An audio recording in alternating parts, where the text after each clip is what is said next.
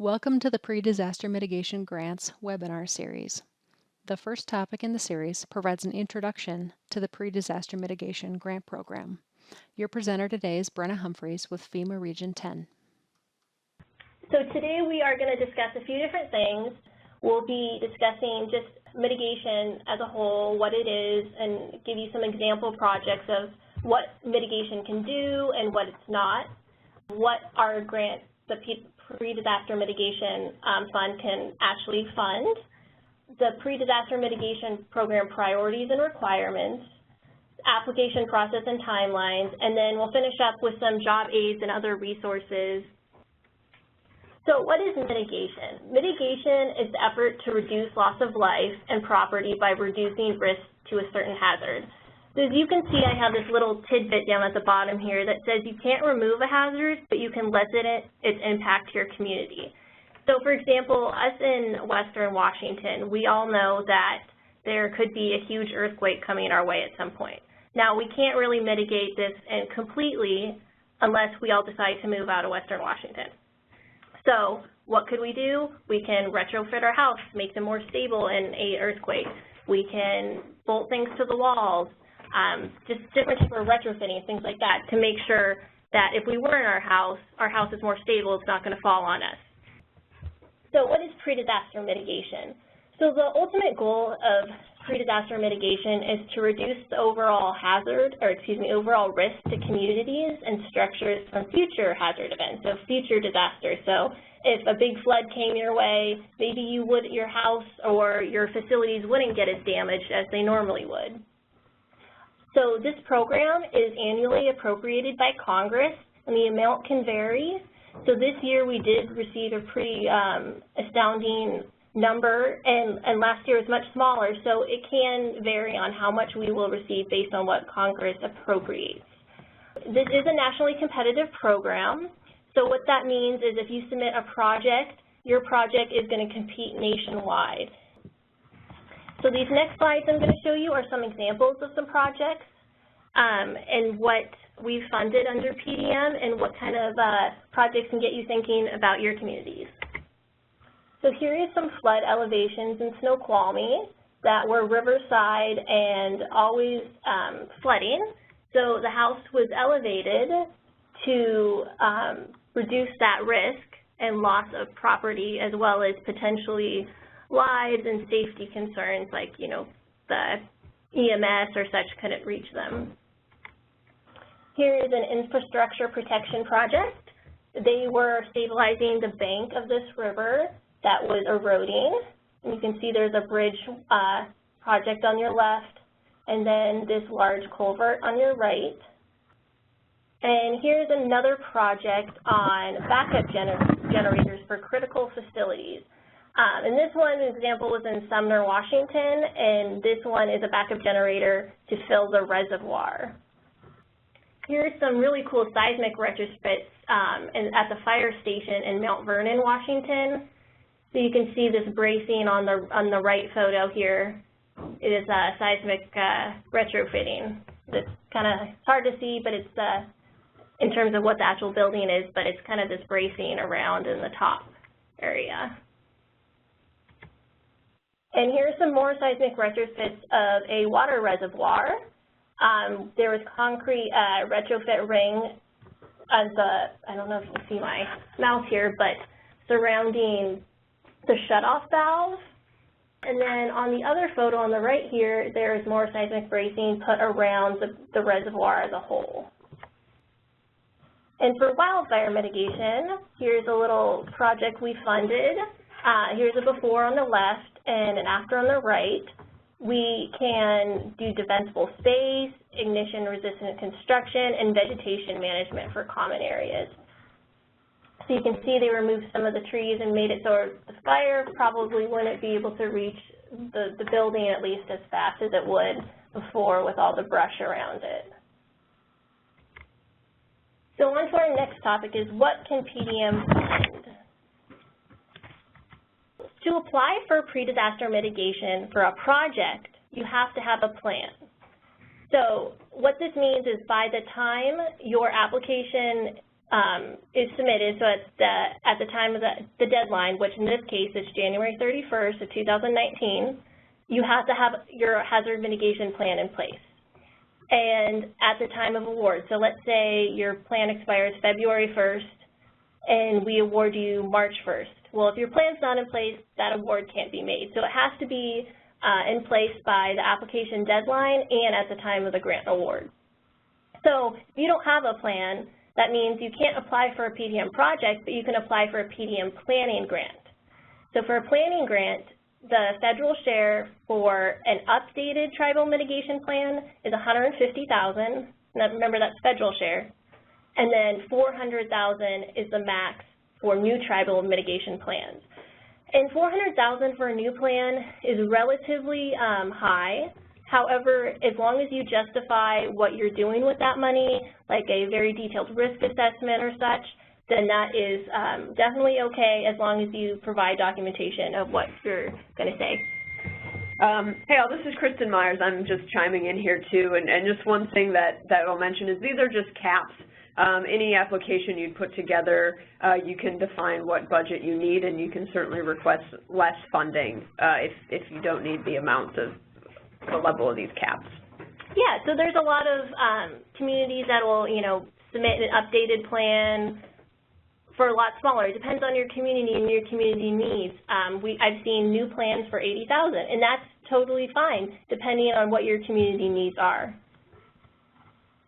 So advanced assistance is also covered in the PDM grant, and what this is, it can be used to develop projects that maybe you don't have the data on the project enough yet, or you're interested in assessing the feasibility of the project or getting engineering designs, such things like that you haven't already developed.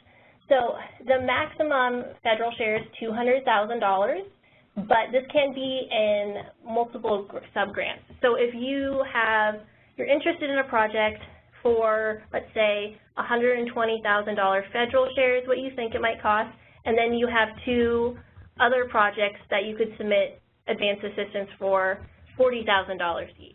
And that would make your $200,000 federal share max and just be 3 sub-applications. So a project in the end is not necessarily required to be developed. However, that's the goal if you receive advanced assistance. But we do understand that maybe you receive an advanced assistance sub-grant and your project turns out not to be technically feasible, or you go into it and the engineering design doesn't work out and the engineer finds there's just no way to make something of that caliber work.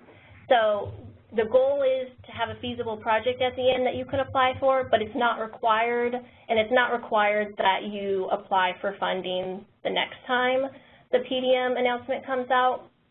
And another important thing to note here is if you get advanced assistance, you're not guaranteed funding for the project.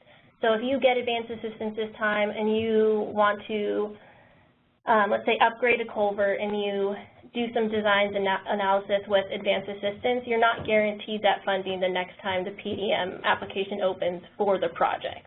So remember that it's still competitive.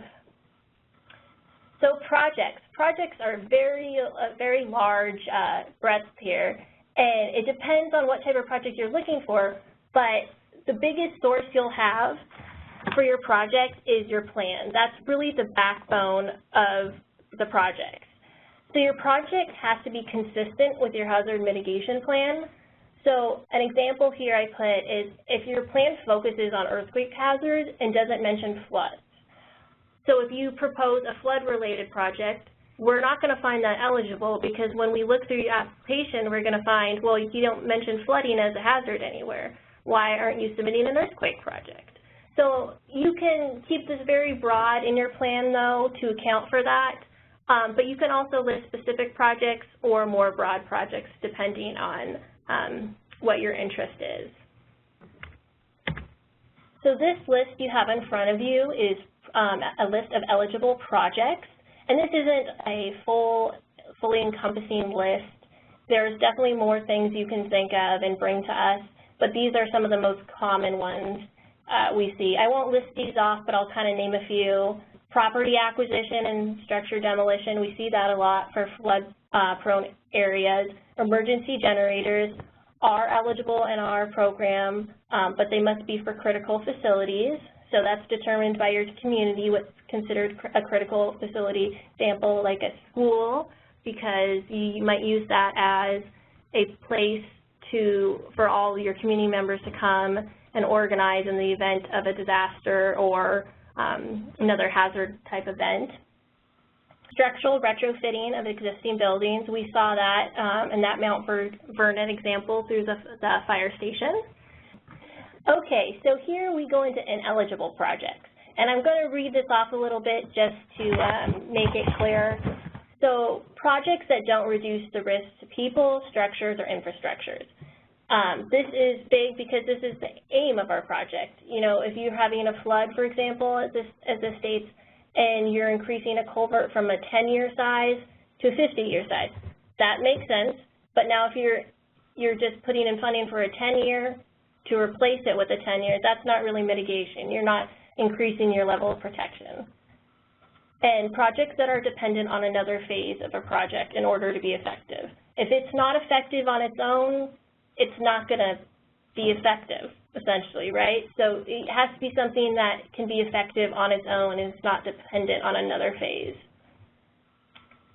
Projects where actual physical work has occurred prior to the grant award. And this is very important. If you start a project prior to receiving the grant award, it cannot be funded. So please remember this. If you, as we call, if you move dirt is what we say. So please remember, if you were putting a new culvert somewhere and you've already started that work, it cannot be funded. So make sure you don't start any physical work prior to your award, if physical work is part of your award. Projects constructing new buildings or facilities. So projects that address operation, deferred, or future maintenance, repairs, or replacement. Studies not directly related to the design and implementation of a project. Preparedness measures and response equipment.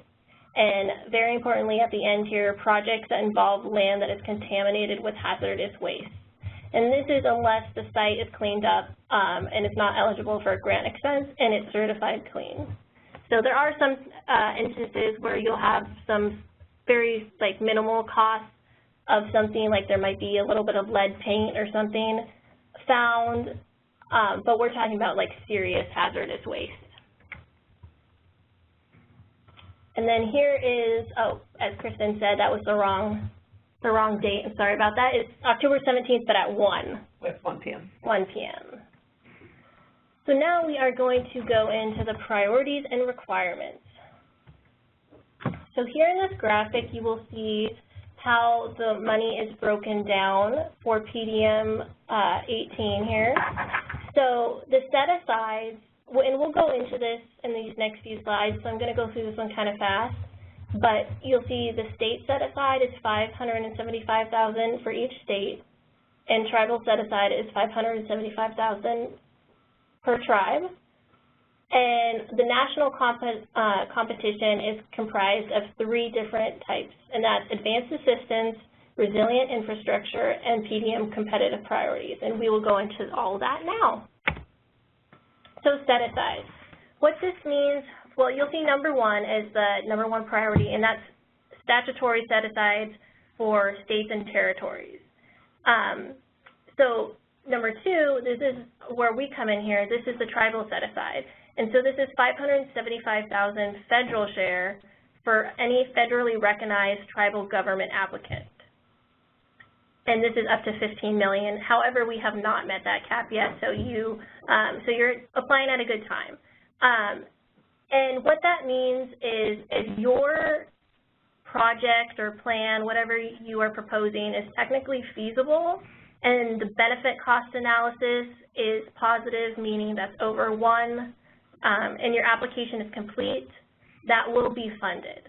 So you're not going to be competing against other states. But again, other states or any locality projects. But again, that's $575,000 federal share. So you can do this in multiple sub-applications, but it can exceed the $575,000 federal share. So let's say you wanted $200,000 in federal share for a planning grant and $375,000 federal share for a project grant. That would be totally eligible. You could split it up like that. So the competitive funding. Competitive funding here is the number 3rd priority is advanced assistance. And as we mentioned earlier, that's $200,000 per grantee federal share. And it could be used for one sub-grant or several, as I gave that example earlier. And it can be used for feasibility studies, alternative analysis. Let's say you need to hire some help for a BCA. It could be used for things such as that to develop or with the intent to develop a project. And number 4 here is resilient infrastructure, and this is a new feature this year. And this essentially, the main goal is to address hazard risk reduction for communities' infrastructures. So these are going to be bigger projects, and as you can see, there's some examples down below. There is a federal $10 million maximum. So that's different from the normal PDM project, which is $4 million. And you can only, as an applicant, you can only submit one resilient infrastructure project. So that's very important. Only one is allowed for this resilient infrastructure. Not the normal projects. You can submit as many of those, but you can only submit one for the resilient infrastructure. So number 5 is mitigation projects. And as it says there again, I just mentioned it's not resilient infrastructure, very different. The maximum is $4 million federal share for a single project, and it can be also several smaller projects and split into multiple sub-grants. So that really depends on what type of projects you're doing and how you want to split that up.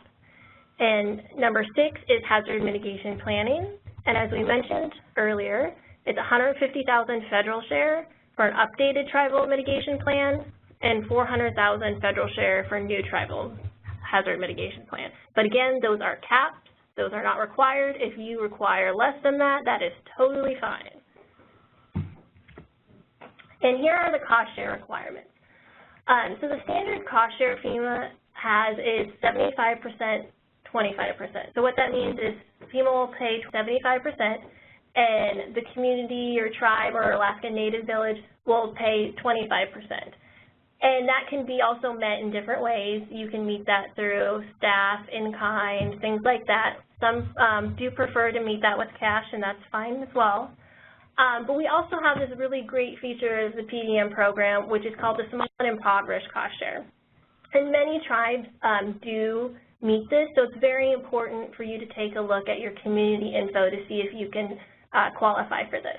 And what this means is FEMA will pay 90% cost share, and your community will only be required for 10% cost share. And the requirements to meet this is you have to have a population of less than 3,000, your per capita income is 10% below the national average or more, and right now I believe the national average is like 28,562, so you would have to do the 10% below that, but it's pretty easy to find the national average. You can just Google that.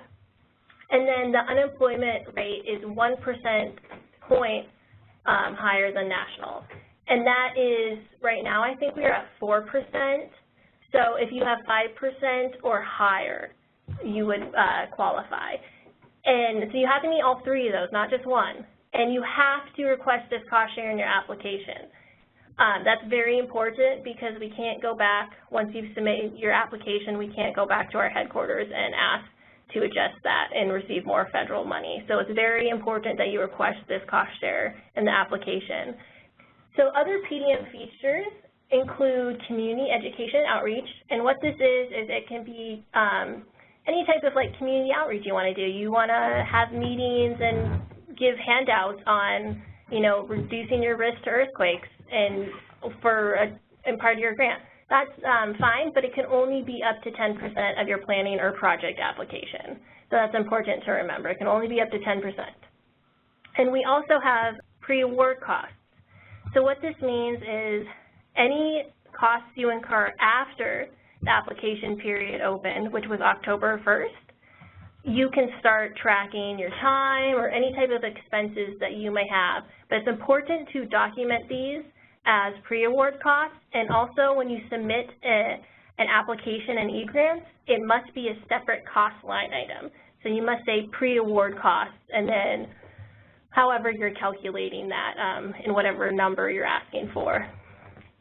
This can include application development, engineering report and design, benefit cost analysis if you're hiring someone out or your own time to do that, environmental analysis, things like that. But the one caveat with this is it's very important to remember this is a nationally competitive program, so if you submit an application that isn't complete or the BCA isn't over one, the pre-award costs will not be reimbursed if you are not selected. So they're only reimbursed if you are selected. So an additional feature is management costs. So when you're applying for any type of PDM grant, you can apply for a separate management cost application. And the benefit of this versus putting management costs in your plan or project is if you put your management costs in the plan or the project grant or sub-grant, you can only receive up to 5%. But if you do a separate management cost sub-application, you can receive up to 10%. So it's very important to submit a separate management cost sub-application. And that's up to 10% combined for your project or planning sub-applications. So example, if you have a $150,000 project you're submitting, you can only submit up to 10% of that in management costs. So your management costs can't exceed $15,000. And also they can, your management costs can all be indirect costs or things like grant management costs for reporting. So indirect costs are only allowed in management cost applications, and it's important to note that although we honor the management cost, or the indirect cost percent, our management costs are capped at that 10%. So you may have unrecouped indirect costs if they exceed the 10% of your plan or project, which would be the total of your management costs. So now we'll go into the application process and timeline and how you would submit an application. So how do you apply? Well, the application deadline is January 31st at 3 p.m. Eastern Standard Time. So it's very important that you submit it earlier than this. And we suggest that, and it's not required, but we highly suggest that you submit this early because the system can get very clogged with lots of other applicants trying to submit their application. So it's really important to try to submit that earlier if you can. So PDM and FMA grant applications, they have to be submitted via the Mitigation eGrant system. You can see the web address right there. It's portal.fema.gov. So for user registration, please contact us, and there is our Region 10 email. And if you need support for eGrants, because sometimes the system can be a little challenging, please contact that help desk. And also we have a little download on how you would register for eGrants, but you will need to contact us for an access ID as well. So what does a typical application look like? So our grant applications, when I say grant, it's kind of confusing. Think of it as like a package. So your grant is like a shopping basket, and it's got 3 different things in it. And that might be a sub-grant for your management costs, a sub-grant for your plan, and a sub-grant for a project. So the grant houses it all, it's the total, but sub-grants is where you're going to do the most of the work. So a typical application would have a planning sub-application maybe, if they have a plan update or maybe for a new plan, a project application, and a management cost sub-application. And if you are requesting advanced assistance, you would have a separate sub-application for that as well. I would say, like, let's say if you're applying for a PDM grant for a plan, you would have a planning grant, and your sub-application would be for a plan, and then you would have a sub-application for management costs. So you would have 2 sub-applications if that's all you were applying for. So here's our timeline. So our PDM PDM grant application period opened October 1st of this year, and it closes January 31st, 2019. So this is our application period. So as it says there, the deadline, 31st is the deadline of January. The regional reviews will happen about February of next year, and then any type of project is sent to our national technical review to make sure your benefit cost analysis is correct and it is above 1, and that any type of feasibility issues they can highlight. And then in late spring is when we're going to be announcing the selections. So the earliest you're going to see your grant award is September of next year, so September 2019. And it depends on what type of application you're submitting. If you have a project that's very, that'll have a very lengthy EHP, Environmental and Historic Preservation Review, that could not be awarded until 2020. Let's say there's a lot of endangered species in the creek that you're going to be working in. That's going to take some more EHP review, and so you probably would not have that by the end of September 2019. That would probably go into 2020. All right, so the next slide here, we're going to be going into resources. So the first one we have up here is Mitigation Ideas. Mitigation Ideas is a great document for any type of projects that you're looking at. You'll see the website address here to download it, and it has tons of different project ideas. Let's say you know flooding is a risk in your community, but you're not really sure what you do about that. I would definitely start by looking at Mitigation Ideas. There's lots of projects in here, and most projects honestly have been done before, so it's really great to see what other people have done and what common ones are. So the next one is our main document here. It's called the HMA Program Guidance. So we use this internally, and you are welcome to use it externally too, and we actually really encourage you to take a look at this because it goes over all of our program requirements. So if you have anything you're unsure of, let's say you were going to apply for over 10% management costs. If you looked in this, you would have known, nope, 10% only. So it will go over a lot of things that we might actually just come back and tell you as well. So it's very important to look in here if you have any questions, because a lot of the time it's our biggest resource too here at FEMA, so we might go just back to that and look as well for the answer. So here is the HMA Guidance Addendum. So what this is it has more specific project types, such as acquisitions, wildfire mitigation, safe rooms, mitigation reconstruction, and structure elevation. And it has certain requirements of, like for example, like what type of engineering specific designs you have to design things to and things like that. So it can be useful, but if you're not doing one of those projects, it's likely that you will not need to use this document. So we also have job aids, and these are fact sheets and job aids that will go into more specifics depending on what type of hazards you're looking at.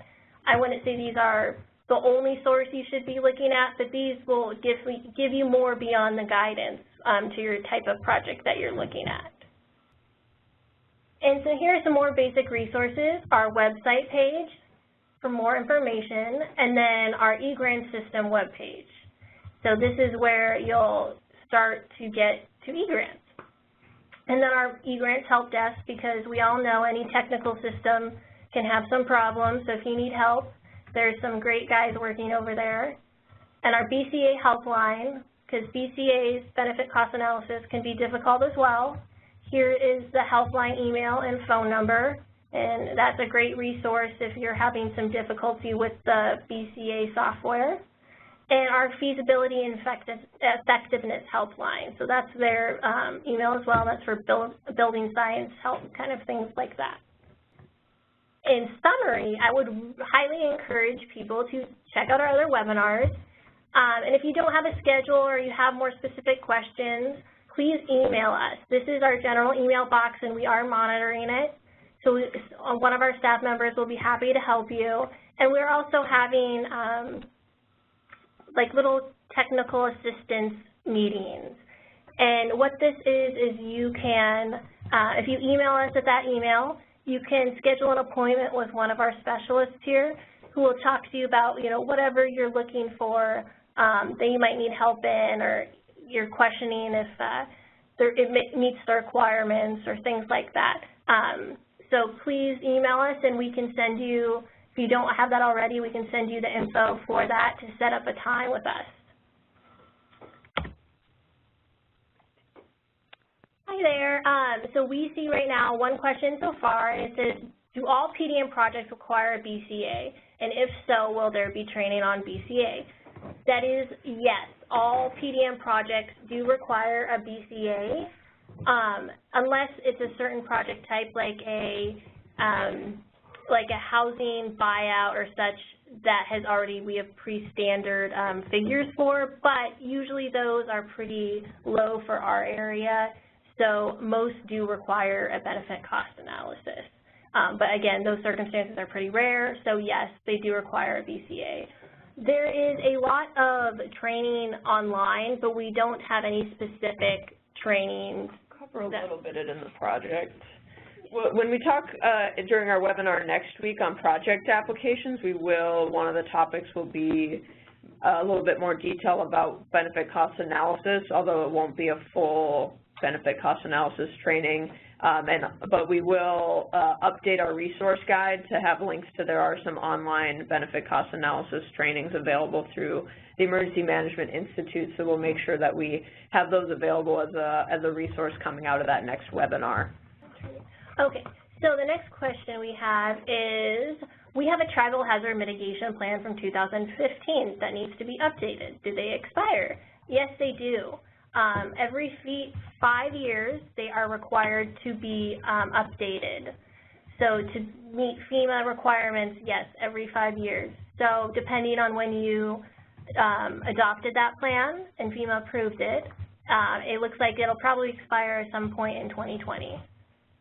So this would be a great opportunity if you need funding to update it. This would be a great time to apply for that, to get you a head start on that 2020 update. Yeah, it's always good to look ahead of time, because that if you don't want to leave too much or leave too little time to update that plan. I have two questions that were typed into the chat feature. One is it possible to apply for advanced assistance as a sub-application within the 575K tribal set-aside, or is it nationally competitive? No, it is. Every applicant is up to $200,000 advanced assistance. So as long as you're in $200,000 federal share, you can get that. And that would be eligible as part of that 575 set-aside. So it would not go into the national competition if that's all that you're applying for. And to be clear, too, to apply for advanced assistance, a hazard mitigation plan is required. So that it's similar to a project grant in that way. And so I see one here to qualify for small and impoverished cost share, do you need to meet all three requirements? Yes, you do need to meet all three requirements, and that's 1% over the national unemployment rate, 10% or 90% or less, essentially, or 10% below the national per capita income, and 3,000 or less in your community. Are the set-aside grant program guidelines the same as the national competition? No, it's still in the same program. However, the set-aside, it's non-competitive as long as you meet the requirements. So the $575,000 is non-competitive, and you will get that money as long as you're, like let's say you're doing an application for a project. As long as your project's BCA is good, as long as the project application is complete, things like that.